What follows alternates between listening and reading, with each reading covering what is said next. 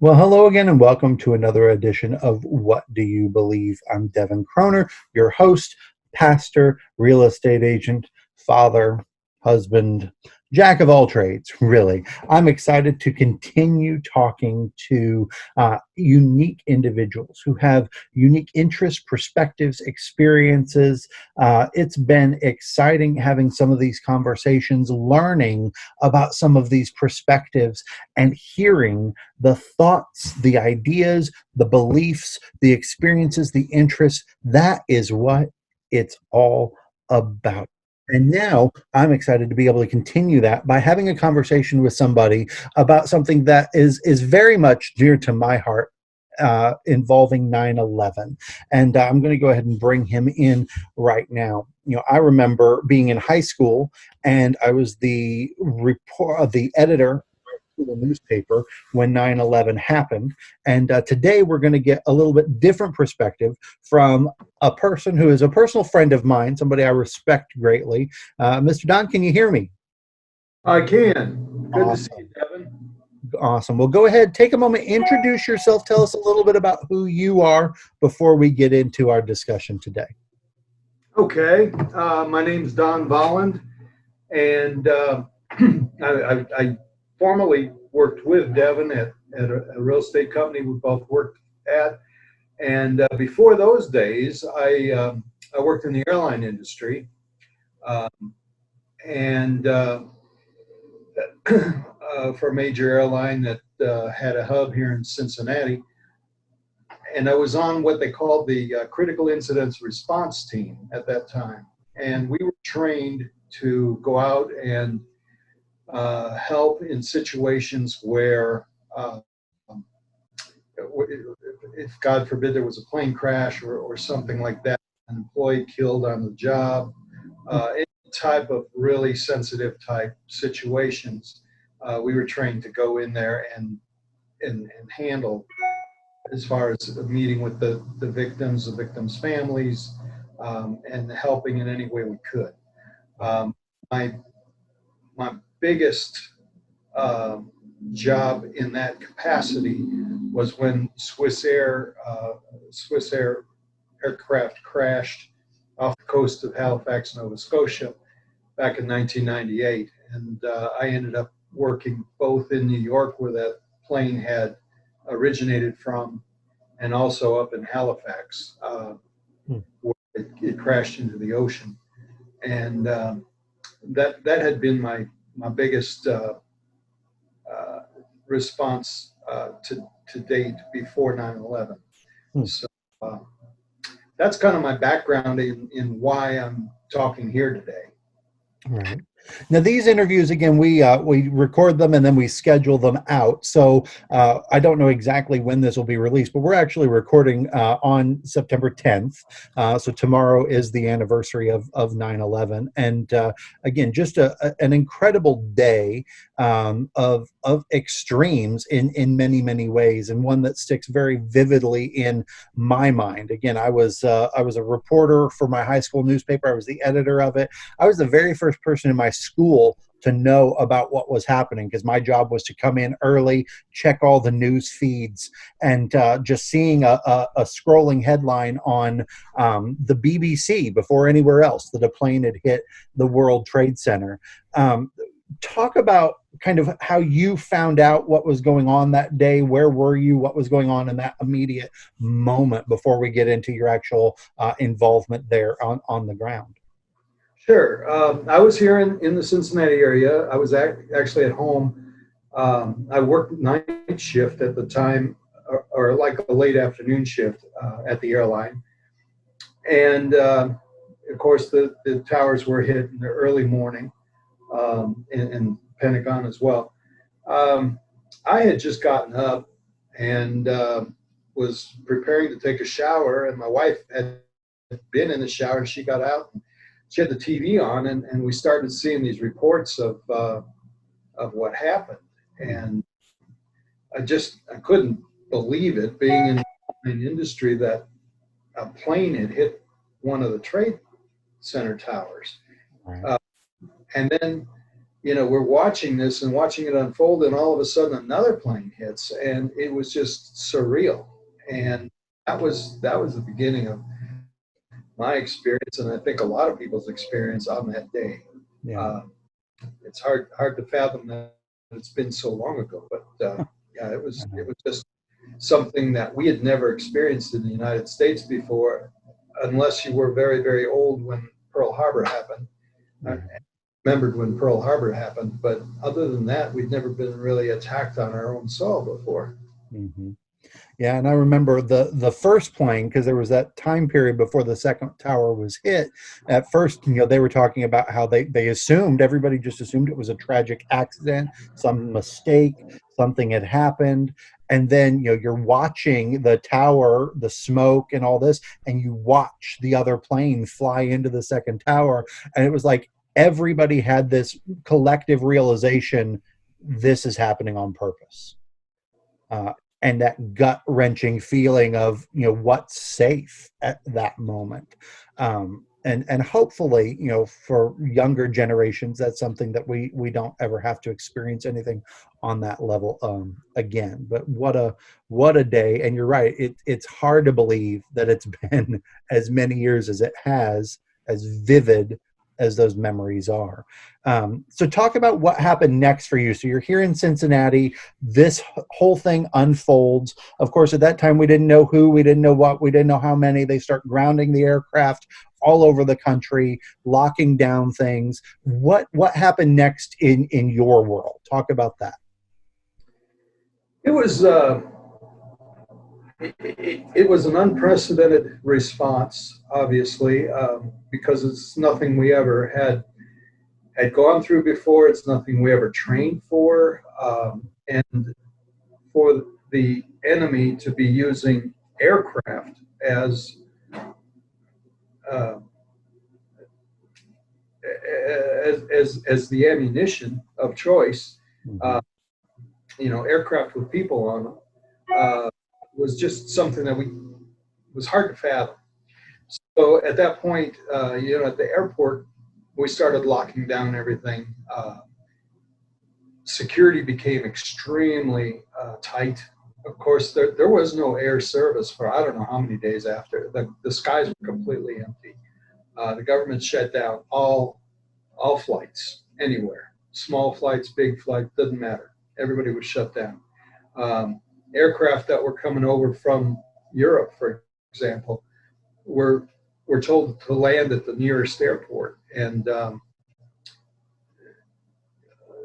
airports like Gander, Newfoundland, and uh, you know, airports up in maritime provinces of Canada were were uh, were inundated with airplanes landing because they couldn't get into American airspace. Mhm. So it was just a very, very unusual time. And after that, and after we got everything locked down and we kind of figured out what the protocol was going to be as the skies opened up again, and what type of security we'd have to do, which included at the gate checks of hand luggage and all kinds of things that took all kinds of time. Uh, Mhm. we put lockdowns in effect at that point that are still in effect today. When you go through TSA, taking your belt off and your shoes off and computer out of your bag, all that was a post 9/11 response, Right. still in effect today in a lot of cases. Yeah. As far as what happened to me after that, in our groups, like I said, I was part of this critical incidents response team, which pretty much trained for plane crashes and things like that. Um, a friend of mine, this was kind of unusual. So, a friend of mine had knew somebody in the Salvation Army locally here in Cincinnati, and they came to him and they said, we know you have these trained people in case of a disaster, uh, and the New York and the New Jersey Salvation Army posts are looking for people that have some experience or at least some training in dealing with people that have been through these catastrophic events. Do you have anybody that could volunteer to come to New York and help us? Basically, the Salvation Army is there to provide food, serve coffee to the first responders, to the workers. Um, but we need people that know how to converse with them, because a lot of times they just need people to talk to. They need to get things off their chest. Yeah.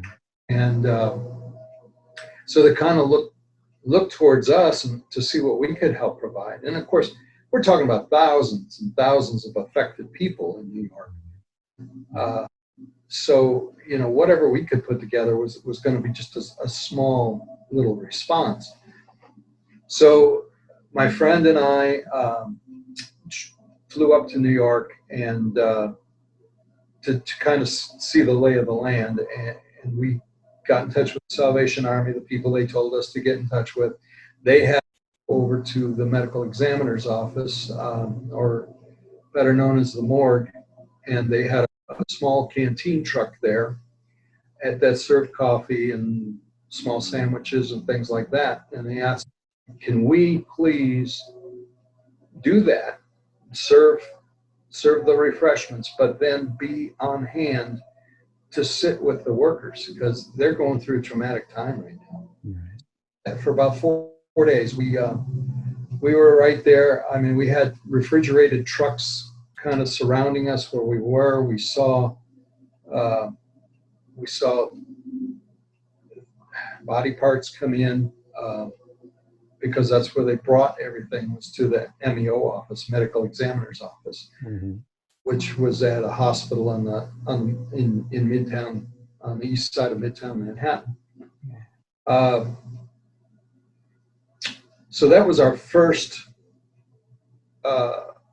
trip there, and I think it was 4 of us total that one at that time. But we were kind of getting a lay of the land and what they needed. So I think we went back about a week later, and we brought a lot more volunteers. We ended up taking 5 or 6 trips up there, and each time we went, we had anywhere from 10 to, I think our biggest trip was 19 volunteers. Wow. That went up and took care of the physical needs, the serving coffee and whatever. But then we were there to have conversations with the workers, which is really something that, of course, I'll never forget. Yeah, I can imagine. From after the first trip, when we worked at the medical examiner's office, after that, they asked if we would help staff it was just a makeshift tent, basically, down at Ground Zero. And we did that. It was a makeshift tent until about mid-November, I'd say, when they actually built a more substantial tent to serve these people. And it was just to see the magnitude of, we at that point, we were right at the edge of zero. And some of the things we did were we would give out new boots, for example, to the firemen. The firemen, even though we're weeks past the actual attack, the mound that used to be the Twin Towers was still smoldering. It was smoking. It had a smell of burning steel and, I suppose, flesh and whatnot. It was a smell that you never forget.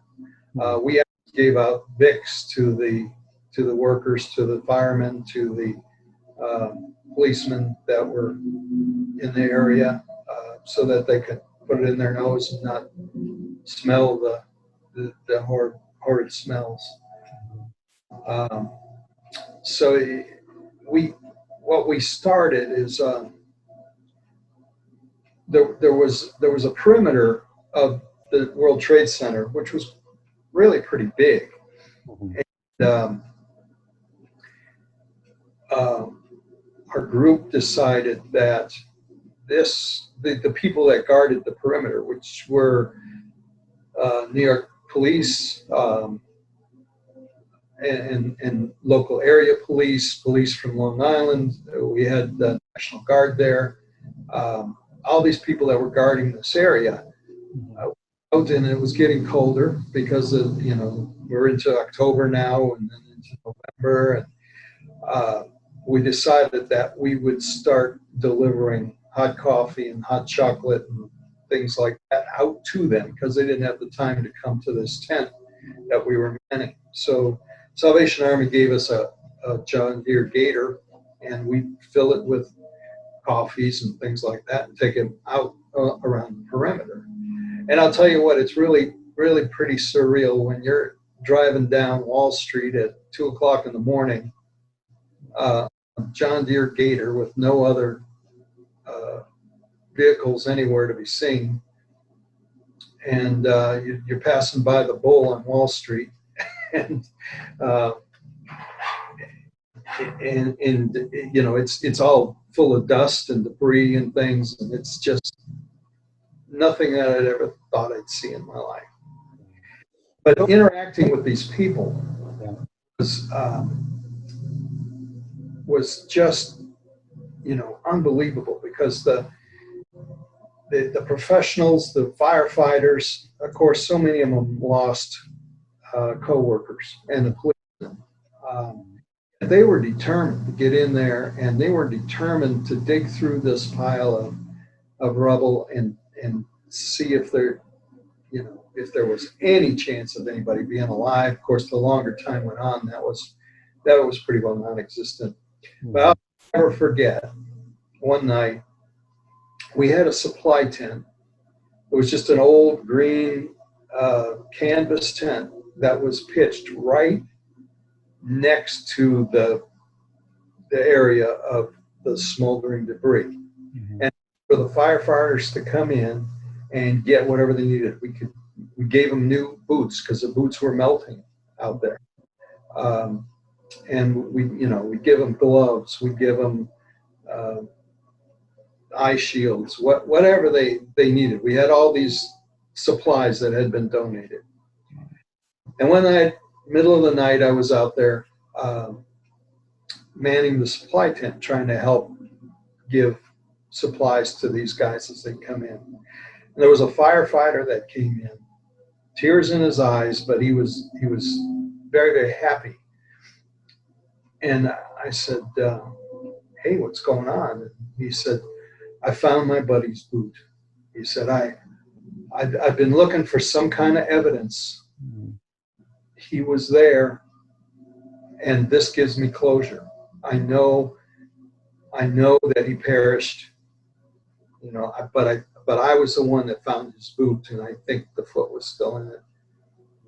And he said, that gives me closure. That'll give his family closure. And I thought, wow, when things are so bad that something like that will make somebody happy, this is pretty bad thing that's happened. That's a powerful story. Walk back to when you first arrived there in New York. What was it like going to ground zero, within a relatively short period of time after the attack? Taking in that scene and seeing it all, what do you remember? What did you feel? Talk about that moment.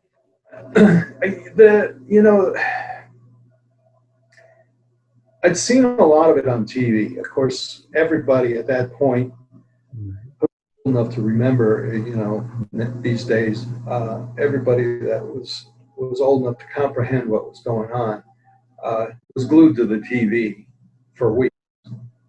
So I'd seen these scenes on TV, but actually coming through I think it was the Lincoln Tunnel is how we came in the first time. And coming through the tunnel and coming up into Manhattan, which I'd done many times before 9/11, been to New York a lot of times. And coming up from the tunnel and coming into the city was, yeah, I'll never forget that. Even before we got to ground zero, you could smell it. The smell was, different from anything that I've ever smelled before. It was a hot metallic smell, Hmm. almost like a steel mill type smell. But obviously there were a lot more things there too. Um, so that's probably what hit me, because I'd seen the visuals on TV, but then all of a sudden I'm there, right there at ground zero, and I'm watching it smolder and I'm smelling it, and it was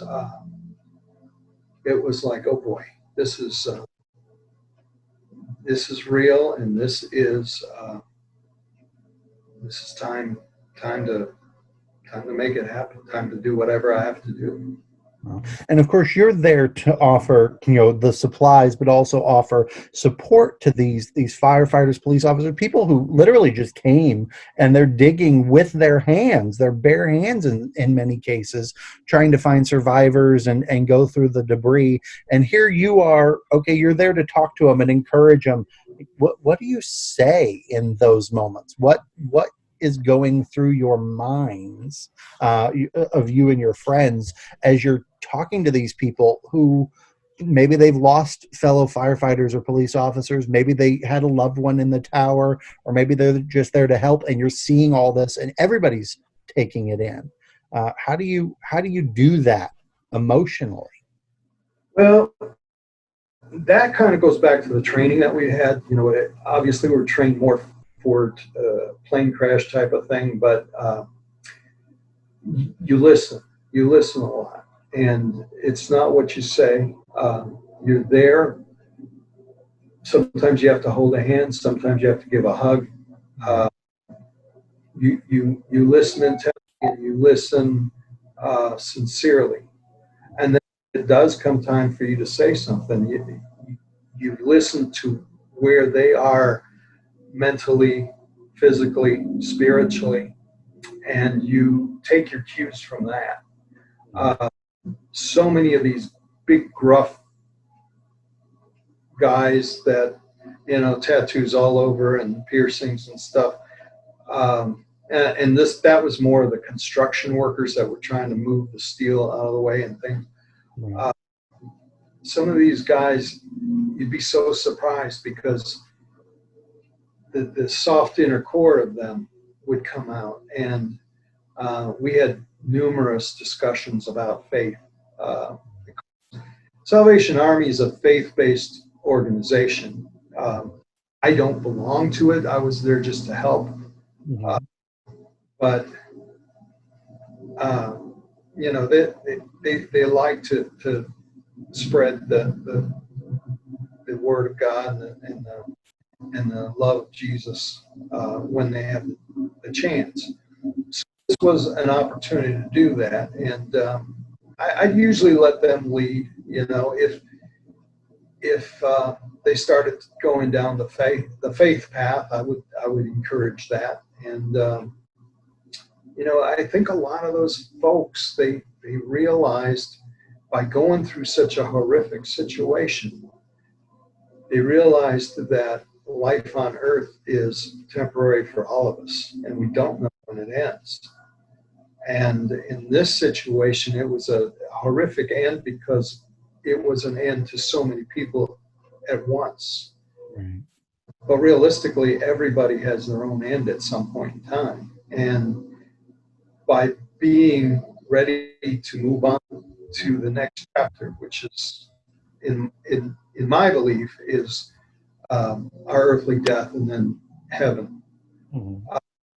And if you're ready for that, and you're open your heart to that, and you know that Jesus Christ is your Savior, and you can move on. There's better things to come than this horrific situation that we find ourselves in today. And when I say today, I mean in September of 2001. Right. Did I you think a lot of them helped them get through that situation. Did you find that in that moment there were a lot of those questions that people would ask of, why did this happen? Where was God? Those sorts of things, or were they really just kind of focused on trying to find survivors, trying to find people's remains so that families could have closure? And or was it a little bit of both? Yeah, I think they were trying to find closure. Certain firehouses were completely decimated, where they lost everybody. And the firefighters are a very close knit group, and so I would say that group was the most active in trying to get closure. I mean, there were people there. I came and went. I'd stay 4 or 5 days and fly out with my group, but then when I'd fly back in, same people were there sometimes. Some of these guys never took a day off. Some of these guys worked 15 hours a day on this, and were told to go home, but they still didn't do it. They stayed there. The commitment that they had. So yes, they were trying to help find closure for their buddies' families, basically, for themselves and their friends' families. How did it progress over the trips that you made? Like, what changes did you see just in that short period of time? What was different between the first time and the last time that you went? Like, how did that progress? Last time I went was probably late February of 2002. I mean, as far as a worker, I've been there several times since. But um, when we first got there, everything was up for grabs. I mean, they were still trying to figure out, okay, how do we do this? What do we do? How do we provide what we need to provide? It was just, it was a few weeks after 9/11, but it was still so raw and so new that there was a lot of floundering and trying to figure things out. Right. Over time, it became more methodic. They, they identified who the key players were going to be, and people took responsibilities. Facilities changed. For example, we went from a basic uh, uh, outhouse type toilet situation for the workers to actually a trailer which had shower facilities and everything else.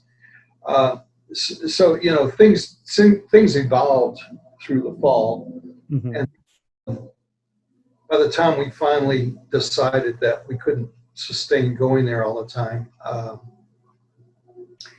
we it was pretty. I mean, the people of New York really stepped up, and I'll tell you what, I have such a respect for the people of New York. Um, they're New Yorkers a, a reputation for being kind of brusque and uh, not always super friendly. I think it's wrong. They banded together uh, and took care of each other, and they wanted to make sure we were taken care of. They appreciated us coming. They couldn't believe that we came from Cincinnati to New York, as often as we could, once or twice a month at least for 5 days. And they just couldn't believe that we committed to doing that. And to us, it was what was needed, what we had to do. Mm-hmm. But yeah, to your question, towards the end, it was a lot more thought out. They had dedicated caterers. They had they had better facilities, temporary facilities, but better facilities, and they had it going on pretty good. Then follow the progression of uh, digging out the mound, digging out the hole, and the years, I'd go back and see what the progress was, all the way up to I was there last November, in fact, and went through uh, the 9/11 museum for my first time, and I was obviously sad to see everything, but I was glad to see everything, that it's being preserved so people can remember what happened. Right. As as the years go by and we get further and further away from the event, how do you think people's attitudes have changed? I know there's a lot of external factors in our world today too, but I mean, at that time, everybody was, never forget, we're always going to remember, all this. And now it is like just another thing in history to a lot of people. How do you see that, given the experience that you had there, and what are your thoughts on that, where we are today? Well, I think history gets blurred over time. Um, Ask me about Pearl Harbor, and I can tell you some things, but obviously it wasn't during my lifetime. Mhm. Even though I've been to Pearl Harbor and all of that, I think it's an important part of our history. Um, but if you're not there at the time, it's not as meaningful to you. Now, my wife's a substitute teacher in high school, and she's teaching high schoolers who weren't even born yet when 9/11 happened. So it's getting farther and farther away from the time it happened. I hope we don't forget. I am very, very sad to see uh, the attitude of a lot of parts of our nation at this point. I think 9/11 was that there was a blessing in disguise in 9/11, that because it brought Americans together, and we didn't care if the people we were working beside were black or white or yellow or brown or whatever. That didn't matter one bit. Right. We didn't care if they were Christian or Jewish or Muslim. They were there to help just like we were. Right. It it was a great time in that it brought people together, and we had a common goal to help our neighbor. Today, as we're 19 years, 20 years away from it, 19 years, I guess. Mhm. Uh, and I look at the things going on in our nation and the divisiveness over politics and over race relations and things, and I just shake my head and I think, this is not how it was back then. I'm Right. not saying that it was a good thing that 9/11 happened, but there was good that came out of it at the time. Yeah. Yeah, for a few brief moments at least, there wasn't a Republican Democrat feel there, all of that. And it was everybody was American. Everybody was on the same page. Everybody wanted to do what they could to help. I remember even the like the blood banks. You're dealing with the Salvation Army, the mobile blood banks, and people all over the country. I mean, even in my high school, giving blood so that we could send it to New York. Um, just because, and not even because of survivors, but because of people who are having health conditions, exhaustion, other things as a result of it as well. It was, there was a tremendous camaraderie, which seems to happen in tragedy, really. I mean, people kind of solidify together around it, but then after a while that wears off, which is, a sad thing, I think. You're right. I had friends that went down and helped at Katrina. I mean, it was the same sort of thing there with a Hurricane Katrina that obliterated so much in the South. Mhm. Race lines, political lines, they all go away when something like that happens. And that's the blessing of something like that, if if you can call it that. We didn't need But those back, moments to do that. yeah, you go back to to serving these people at Ground Zero, we had mostly either construction workers or the people that had to be cleared to come inside this perimeter that was set up. So they were all construction or police or fire, and even their dogs. I mean, they had the dogs that were going out, into the rubble and trying to find remains. And those dogs were depressed. It's hard to explain, but they have feelings too, and they knew what they were looking for. And they would come into the tent and just be worn out. They'd lay down and they'd sleep. And I heard people talking about them and how they are depressed. And so even the dogs get depressed in a situation like that. Wow. I'd never even considered that aspect of it. What were maybe some interactions, if you have any that you could share, that were very impactful for you in some of those times and visits? I think the guy that found his buddy's boot was probably one of the biggest ones. But we had the on a fun note, I guess you call it. The New York Police Department that was there really, really took us under their wing. They appreciated us so much that they wanted to do what they could for us. They gave us some trinkets and things. They gave us I've got a shirt that's NYPD shirt, and gave us some other things, and just showing their appreciation. One of the funny things that happened is my group. The word got around, I guess, that we had been coming from Cincinnati going to New York, and we were a group of airline people, basically. Although there were some others. There were some friends of mine that came. One was a sheriff's deputy from Florida. We had some other folks that wanted to volunteer, so they came too. But somehow or another, we got on the invite list to have breakfast with Rudy Giuliani, who was the mayor at the time. Mm-hmm. I was kind of looking forward to that. I thought this will be interesting, And I had gotten home. I think we were staying at the YMCA. Mm-hmm.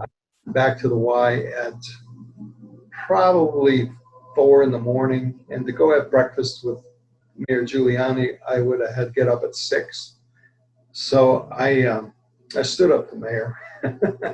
I didn't go to breakfast, but I think they probably understood. A few of our other group did go. So. What do you think is so important about the need for people to serve in these moments of tragedy? Again, right now, as we're talking, there's the terrible fires out in California and Washington and Oregon. There's been, a couple of hurricanes. We're in hurricane season. And every time there's a tragedy, now these are natural disasters, not a man-made one, but every time there's a tragedy, different organizations, Salvation Army, Red Cross, Samaritan's Purse, there are several, have teams and volunteers that go in to do these things that you're doing. And again, a lot of times it's people just giving up their time, like you did. Why do you feel that that's important? What compelled you? Obviously, you had some experience and you were on the crisis response team. I get that. But what compels you to want to give of yourself in that way? And why do you feel like that's important? Well, as I said, I was working for the airline. They were very helpful in trying to help me arrange time to go, but they didn't just carte blanche give me time off. I had to use my own time. So I just looked at it as, what, God's blessed me so much, and I've had so many wonderful experiences going places and doing things that I think it's my turn to give back. And I was just called to do that at that time. And there's been several times throughout my life that I've felt that calling and forward to do it. And never, ever have I regretted it. Do you believe that that's an important mindset for people to have, that giving of yourself where you can mindset? Yeah, and you don't even think of it as giving of yourself. You're just thinking, hey, these people need my help.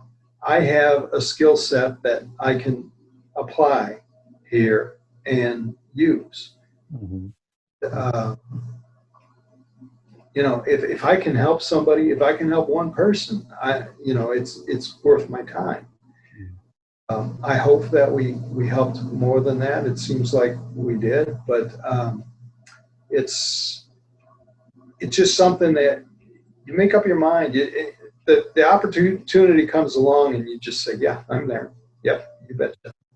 And you don't really think it through. I suppose if I had just sat down and I would have thought through the positives and negatives of going and spending time in New York during that time, I probably could have come up with a very compelling argument not to go, but I didn't. And I'll always be happy that I tried to do my best there. Well, and I know it made a difference. Again, as a pastor, sometimes we call it the ministry of presence, where you're not there to do anything or say anything. You're just there to be there, and that sounds like a lot of what you did. Of, okay, here's coffee, but we're not giving you the right words because we don't have the right words. We're just here, and that in those moments of tragedy can really make all the difference for somebody's emotional health and well-being. Well, I'll tell you, I did feel bad at one point in this whole situation because, ironically, we were there and my team was just so tired and so stressed out, and we were actually getting ready to go catch a flight back to Cincinnati. Mhm. And I got a call from one of they call them commanders in the Salvation Army. And he said, I hate to tell you this, but American Airlines just lost a plane in Rockaway, Long Island. It took off out of JFK and it went down. Mm. Really need help out on Long Island.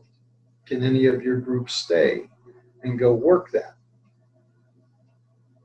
And everybody was so burned out at that time.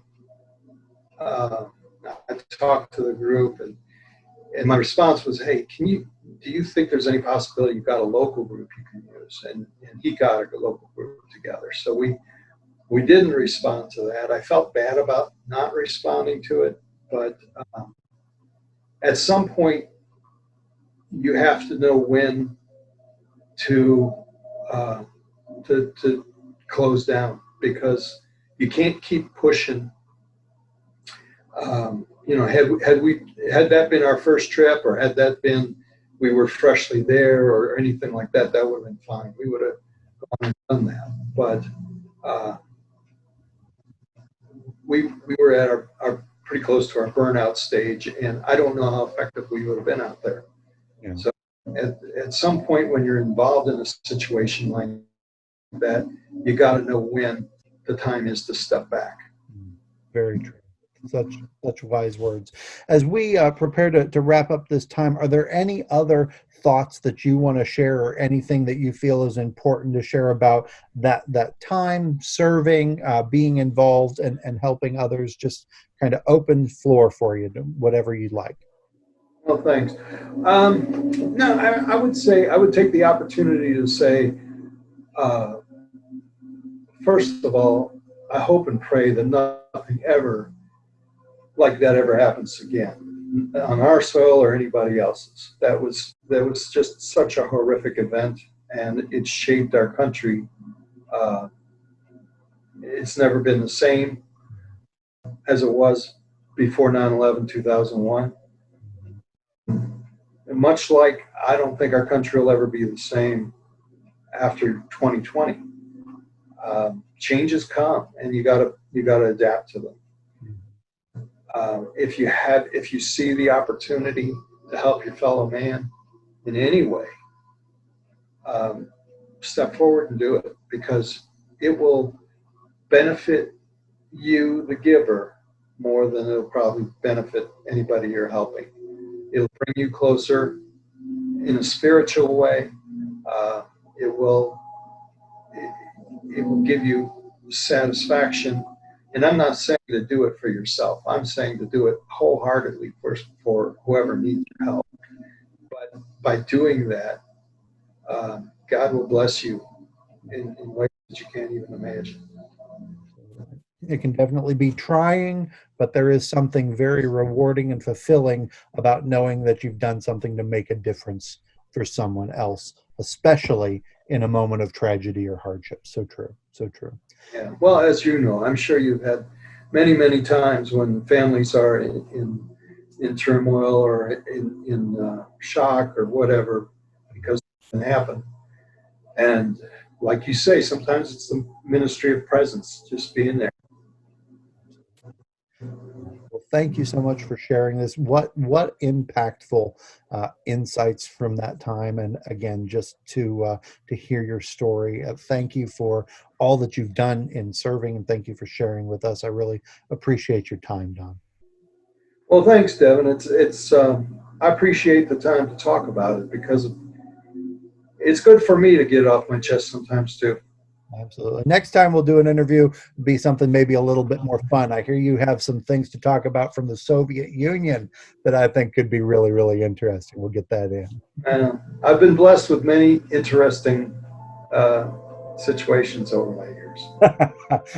We'll leave it at that. I All appreciate right. it. Thank you so much. And I want to thank everybody for joining us. Be sure you hit the like and subscribe buttons. Should be somewhere right in here on your screen as we go. And join us for the next episode of What Do You Believe? Thanks so much. Bye. Thank you. Bye-bye.